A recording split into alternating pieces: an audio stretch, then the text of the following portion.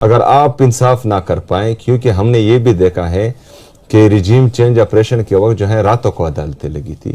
تو ابھی جو ہے آدھے 20 سے 25 منٹ یا 30 منٹ عدالتیں لگانا، لوگوں کی نظر آپ کی طرف ہیں، لیکن اگر آپ بھی انصاف نہ کر پائیں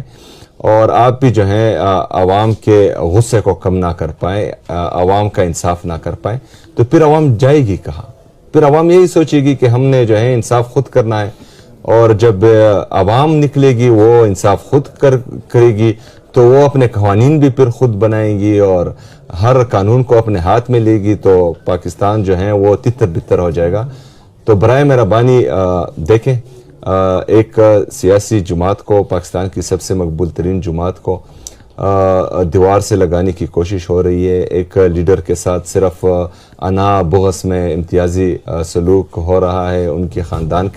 کو نشانہ مسلسل بنایا جا رہا ہے، ان کی پارٹی کو مسلسل نشانہ بنایا جا رہا ہے، ان کی حکومت کو خیبر پختونخوا میں مسلسل نشانہ بنایا جا رہا ہے۔ تو اس سے جو ہیں آپ خود ہی حالات خراب کر رہے ہیں، اور یہ حالات اگر